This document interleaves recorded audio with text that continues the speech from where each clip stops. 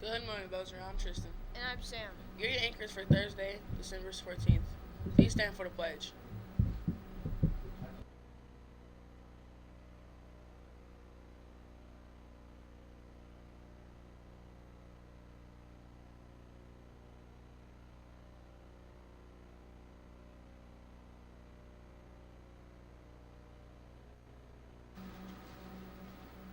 Today is National Monkey Day and a Silent Reading Day. The latest edition of the Belzer blog is available for you to read. Our lunch options for today are pasta bowl rotini with Alfredo, turkey and cheese bagel, corn dog, chicken Caesar salad, ham and cheese bagel, and mini corn dogs. Our sides today are green beans and potato wedges. In national news, a remake of the movie Jumanji comes out on December 20th. The remake will star comedian Kevin Hart, Karen Gillan, Dwayne Johnson, and Jack Black. The movie is both comedy and action. And The Walking Dead last Sunday, people were shocked to see Carl played by Chandler Riggs, who got bitten by a zombie. People took to social media and raided the show's page. The producer said he had to film another show, so he had to kill him off. Net neutrality is your freedom to the internet. At Jeep Pie, the chairman is called to run the FCC by Donald Trump. Pie has been a longtime critic of the net neutrality rules and is trying to take it away from us. Even some members of Pie's own party have tried to tell him to rethink his plan. Now to Aja with your sports and news. Thank you, anchors. Last night choir did a wonderful job performing for tonight. With 7th and 8th grade boys basketball will be home playing Eastwood, with the 7th graders playing at 5:15 and the 8th graders playing at 6:30. In national sports, Paul George explains that he isn't losing sleep over the possibility of being booed in his return to Indiana and is focused on getting a win. On this day in sports history, in 1956, the Dodgers traded the legendary basketball player Jackie Robinson for the baseball for the Giant pitcher Dick Littlefield and 35,000, but Jackie Robinson retired after then being traded. The weather for today will be a high of 32 degrees and a low of 22 degrees with flurries around. Now back to our anchors. Thanks, Aja. Good job to our choir who gave a great concert last night at LC. Also, last night, our academic pursuit teams competed once again. The 7th grade teams remained undefeated, winning with the final score of 24-22.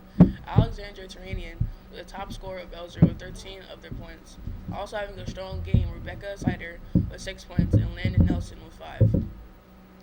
The 8th grade team also won in the academic pursuit contest with the final score of 30-26. Leading the scoring for Belzer was Martin Turo with 13 points, Jacob Boron with 5, and Yaya Amjad and Ben Lugitz each tied with 5. The team is also undefeated. Remember to purchase raffle tickets at lunch to support the NJHS and their host family. Drawing will be for tomorrow. Remember to sign up for 21st Century Scholars and bring in your completed pink form. Everyone who brings in a slip will be awarded prizes by Miss Neal. On this day in history, in 1985, The Cosby Show actress Felicia Rashad married former NFL wide receiver and sportscaster Ahad Rashad. Today's celebrity birthday is actress Vanessa Hudgens, who is turning 29. Today, she's best known for starring in the movie franchise High School Musical and for starring in NBC's Powerless. Quote of the day is from Swami Savananda, who once said, "Put your heart, mind, and soul into even your smallest acts. This is the secret of success." Now to Mr. Harsher with the rest of our morning announcements. Have a great day, Bruins. Good morning, teachers and students. A couple things have already been mentioned, but I do want to make sure that I give some praise this morning to our choir.